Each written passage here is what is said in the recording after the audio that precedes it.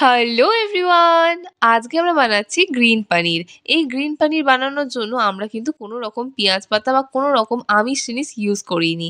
হ্যাঁ, ঠিকই শুনছো। যারা নিরামিষ কমপ্লিটলি খাও তারা কিন্তু এই রেসিপিটা অবশ্যই ট্রাই করতে পারবে। আর তোমাদের কথা মাথায় রেখেই আমি আজকে পুরো রান্নাটা একদম নিরামিষ করার চেষ্টা করেছি। আর এটা খেতেও কিন্তু খুবই টেস্টি হয়। তো সবার ১ম এ দেখো গ্রিন বলতে আমরা একদম গ্রিন সবজি নিয়ে নিয়েছি ক্যাপসিকাম। ক্যাপসিকামটাকে ভালো করে দেখো ধুয়ে এগুলোকে কেটে নিতে হবে। ক্যাপসিকামগুলোকে আমি ছুরি দিয়ে কাটছি। তুমি যেকোনো শেপে কাটো কারণ আল্টিমেটলি ক্যাপসিকামটার আমরা পেস্ট বানাবো। তো আমি একটু ভাবলাম স্টাইল করে এরকম কিউব কাটি। তো ওরকমই কেটেছি। এবার দেখো নিয়েছি কাজু বাদাম, পোস্ত, কাঁচা লঙ্কা বেশ খানিকটা নিয়েছি। এবার নিয়েছি আদা আর চারমগজ। তো এইগুলোকে সবগুলোকে আমরা পেস্ট বানাবো। কিন্তু সব একসাথে না আলাদা করে করতে হবে। কিন্তু তার আগে আমরা নিয়ে নিচ্ছি একটুখানি পালং শাক। একদম কচি যে পালং শাক হয় সেটাকে নিয়েছি। এটারও খুব সুন্দর গ্রিন কালার থাকে। আর এইটাকেও দেখো ভালো করে আগে ধুয়ে নিতে হবে। ধুয়ে এটাকে আমরা ভালোভাবে সেদ্ধ করে নিয়েছি।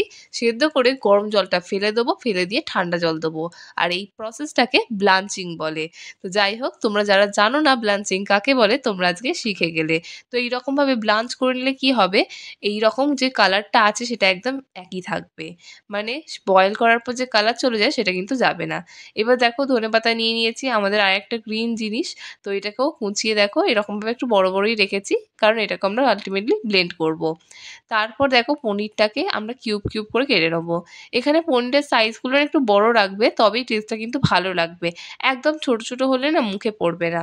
আর যারা নিরামিষ খাও তারা কিন্তু অবশ্যই পনিরটা একদম বেশি করে খাও। কারণ পনির একটা তোমাদের জন্য খুব হেলদি সোর্স প্রোটিনের। তো পনিরটাকে দেখো কিউব করে নিয়েছি। আর জানো তো যারা দুধ খেতে ভালোবাসো না পনির খাও তাদের জন্য একটা বেস্ট জিনিস এইটা, পনির খেলে না আমাদের অ্যাকনে হয় না।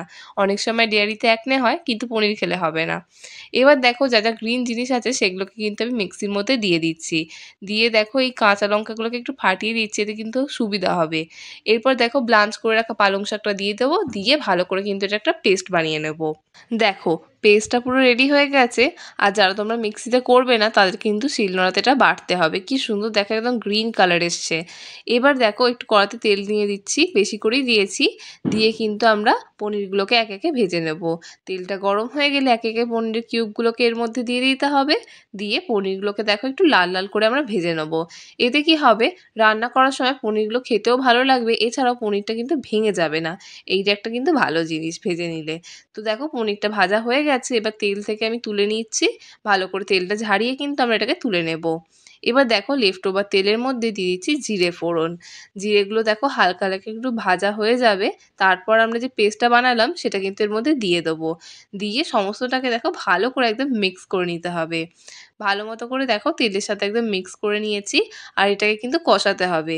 এটা কষালে এর যে কাঁচা গন্ধটা আছে সেটা কিন্তু চলে যাবে। তো ভালো করে দেখো এইরকমভাবে কিন্তু মিক্স করে কিছুক্ষণ ধরে খুন্তি দিয়ে নাড়াচাড়া করলে দেখবে এক্সেস যে জলটা আছে সেটা বেরিয়ে যাবে। তারপর দেখো আদা বাটাটাকে দিয়ে দেবো।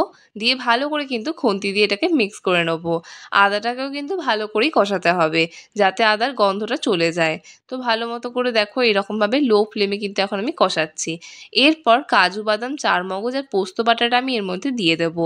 দিয়ে এটাকেও কিন্তু ভালো করে মিক্স করে নেব। এইটা দেখো এখন বড্ড ড্রাই হয়ে গেছে সেই জন্য আমি একদম অল্প করে একটু জল দিয়েছি। জল দিয়ে কিন্তু সমস্তটাকে দেখো ভালো করে মিক্স করে নেব।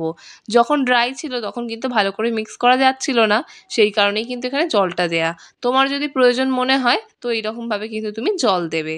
দিয়ে দেখো ভালো করে কিন্তু একদম খুন্তি দিয়ে মিক্স করে দিতে হচ্ছে। এরপর আমরা এখানে দিয়ে দিচ্ছি একটুখানি ধনে গুঁড়ো। দিয়ে সমস্তটাকে ভালো করে মিক্স করে নেবো। এবার দিয়ে দেবো ছোট চামচের 1 চামচ চিনি আর স্বাদ মতো নুন। দিয়ে সমস্তটাকে ভালো করে কিন্তু খুন্তি দিয়ে মিক্স করে নিতে হবে। এই দেখো ভালো মতো করে মিক্স করে নিয়েছি। আর খুব ড্রাই হয়ে গেছিলো বলে মিক্সি যে ধোয়া জলটা সেটা কিন্তু এর মধ্যে দিয়ে দিয়েছি। কারণ কোনো কিছুই ওয়েস্ট করলে হবে না। তুমি চাইলে এমনি নর্মাল ফ্রেশ ওয়াটারও দিতে পারো এর মধ্যে। সমস্তটাকে দেখো খুন্তি দিয়ে ভালো করে কিন্তু মিক্স করে নিচ্ছি আমি। ভালো মতো করে দেখো এইরকমভাবে চালিয়ে নিতে হবে। চালিয়ে নেওয়ার পর আমরা এবার এটাকে ঢাকা বন্ধ করে কিছুক্ষণ রেখে দেবো। ঢাকা বন্ধ করে কিছুক্ষণ রাখার পর দেখবে তেল ছেড়ে দিয়েছে, কারণ এর মধ্যে বাদাম আছে, চারমগজ আছে, তো এগুলো তো তেল ছাড়বেই। তো সেই কারণে তেলটা দেখো ছেড়ে দিয়েছে। ভালো করে দেখো একটু নাড়িয়ে চাড়িয়ে নিয়েছি। তারপরে কিন্তু পনিরগুলোকে এর মধ্যে দিয়ে দেবো। পনিরগুলোকে দিয়ে পনিরগুলো কিন্তু ভালো করে এর সাথে মিক্স করে দিতে হবে। খুব একদম খুন্তি দিয়ে ঘাঁটাঘাঁটি করবে না, পনিরগুলো ভেঙে যেতে পারে, সেই কারণে একদম জেন্টলি এগুলোকে কিন্তু ভালো করে দেখো মিক্স করে দিতে হবে। গ্রেভির মধ্যে একদম ডুবিয়ে দেবে, যাতে গ্রেভির টেস্টটা পনিরের মধ্যে ভালো করে আসে। তো দেখো ভালো মতো করে কিছুক্ষণ ফুটিয়ে নিতে হবে। এরপর উপর থেকে একটুখানি গরম মশলা ছড়িয়ে দেবো আর দিয়ে দেবো বাটার, দিয়ে ঢাকাটা বন্ধ করে দেবো। তারপরে রেডি হয়ে যাবে আমাদের গ্রিন পনির।